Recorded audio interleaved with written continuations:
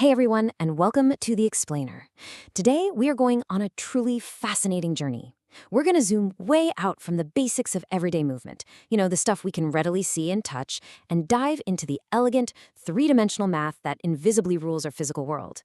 By the end of our time together, you're going to see the hidden forces around you in a completely new light and understand exactly how the universe accounts for every single drop of energy. All right, let's dive right in by anchoring ourselves in reality for a second. Picture this. A massively heavy rock resting precariously right on the very edge of a towering cliff. It's completely, totally still. Now, picture a fast-moving car zipping along the highway down below. So, what's the fundamental difference in their energy?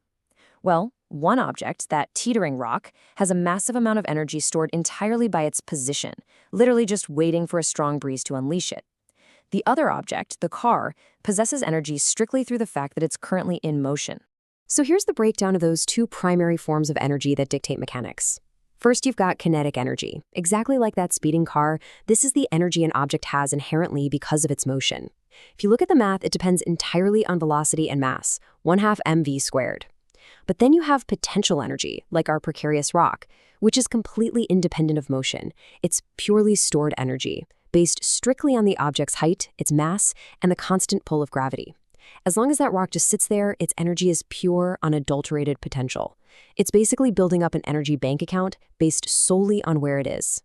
So here is our roadmap for today. We've got 5 steps. 1, the basics of energy. 2, the work energy theorem. 3, understanding force fields. 4, calculating work in 3D. And finally, 5, secrets of conservative forces. We're going to start with familiar high school definitions of energy and build a bridge step by step all the way into university-level multivariable calculus. It's going to be a great ride. Starting us off with part 1, the basics of energy, the foundation of mechanics. Let's get our groundwork laid out before things get mathematically complex. Basically, everything in mechanics eventually ties back to this single, beautiful concept, the work energy theorem. The theorem simply states that the net work done by all forces acting on an object is equal to the change in its kinetic energy. Look at that core equation. W net equals Kf minus Ki. That just means the total cumulative work is exactly equal to the final kinetic energy minus the initial kinetic energy. It's the vital bridge connecting the physical forces applied to an object, like pushing a heavy box or slamming on your car brakes, to the literal change in its speed. It perfectly connects cause and effect. Moving right along to section 2, the work energy theorem. Applying the concepts, let's actually put this theorem to use in the real world. Here is the absolute kicker. This simple toolkit allows you to solve highly complex mechanics problems without even needing to know the time of travel or the exact acceleration. It's incredibly elegant. First, you identify your system. Second, note all the external forces acting on it. And yes, definitely include tricky things like friction. Third, calculate the work done by each individual force. Fourth, find your initial and final kinetic energies. And finally, just apply that W net equals Kf minus Ki formula. It's a hugely powerful shortcut for physicists that cuts right through all the messy details of time and distance. Let's put some real numbers to this to give you some perspective. Applying the theorem tells us that exactly 900 joules of work is done by a tiny 20-gram bullet as it slows from 500 meters per second down to 400 meters per second. Think about that for a second. Just by knowing that minuscule mass and the exact change in velocity, we can reliably determine the precise amount of work the environment had to do to slow that bullet down.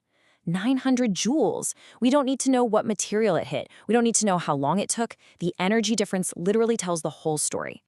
Okay, section 3, understanding force fields, forces in 3D space.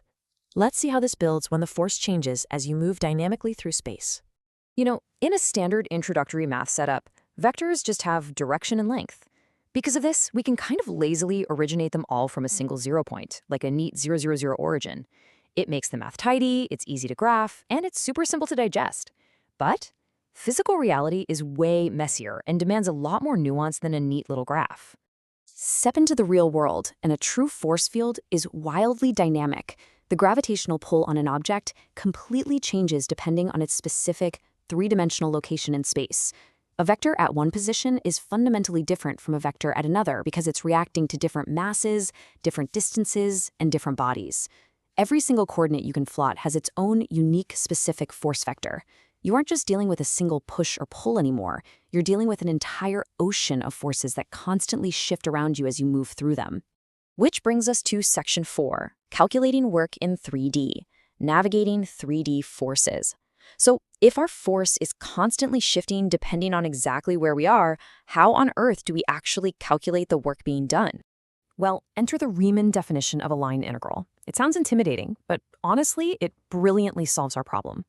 It tells us not to panic about the overwhelming complexity of a whole winding curve, but rather to just chop that path up into infinitesimally small, linear segments, what physicists call dr. Instead of one giant calculation, we calculate the force at one exact microscopic point, multiply it by the tiny dr step, and then simply add up all those microscopic steps along the entire journey. By breaking an impossible curving path down into billions of tiny straight lines, the math suddenly becomes entirely solvable. To actually solve this in practice, physicists use parameterization, mapping that incredibly complex 3D curve into a single manageable variable. And why does this dense calculus matter to us? Because it gives us the exact tool we need to calculate insanely complex real-world events, like, say, the massive cosmic work Earth's gravity performs on a passing meteor. Without line integrals, we simply couldn't accurately calculate the energy of objects moving through the violently shifting gravitational fields of our vast solar system. This is literally the math that helps us understand the cosmos. And that brings us to our final stop, Section 5, Secrets of Conservative Forces, Path Independence. This is the most elegant concept in mechanics, where the math loops perfectly back around to where we started today.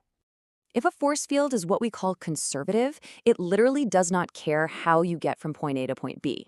The work done between 2 points is absolutely identical regardless of the path you take. Whether you take a straight, direct route or a wildly winding, chaotic detour, the total work done by the force field is exactly the same by the time you reach the destination. Gravity is a perfect example of this path independence. It doesn't care if you took the scenic route, it only cares about your starting altitude and your ending altitude. Because of that, if you take a journey through a conservative force field and end up exactly where you started, forming a perfectly closed loop, the total net work done by that field is precisely 0. The work done moving against the force perfectly cancels out the work done moving with it. If you climb all the way up a mountain and hike right back down to your car, gravity's total net work on you is 0. It's a perfect mathematical balance. So let's stack these two big ideas side by side. The work-energy theorem we looked at earlier is universal. It accounts for all forces, including lost energy, like the friction heavily heating up the brakes on a stopping car. Friction is non-conservative because that heat energy is lost to the environment. You can't get it back just by reversing your path. Whereas the conservation of mechanical energy strictly applies only to these perfectly path-independent, ideal conservative forces, where energy simply transforms beautifully back and forth between potential and kinetic without a single drop ever being lost to the void. Now, physicists don't just blindly guess if a force is conservative, they've rigorously prove it. They use Stokes' theorem to prove it by showing that the curl of the force field is mathematically 0 everywhere on a given surface. Think of curl as a measure of whether the field has a tendency to rotate or swirl, kind of like water going down a drain. If the curl is completely 0 everywhere, there's no hidden swirl to mess up our math. They know for an absolute fact that the closed loop work is 0 and the force is perfectly conservative. And wow, does this bring our entire journey full circle. F equals negative del U. The force is equal to the negative gradient of the potential energy. This advanced multivariable equation proves that conservative forces are simply the physical manifestation of the potential energy we discussed at the very beginning of this explainer. What does that actually mean?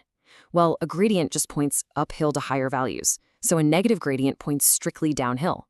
The force is literally just the universe trying to roll objects toward a lower state of potential energy, exactly like our rock wanting to fall off the cliff. So we've gone all the way from rocks teetering on a cliff to multivariable gradients and cosmic force fields. Whether it's the friction slowing you down on your commute or the immense potential energy waiting to be unleashed in the world around you, the mechanics of the universe are constantly at play in your life. If energy is never truly lost, only transferred, what forces are shaping your path today? Keep exploring, keep questioning the mechanics of your world, and I'll see you in the next explainer.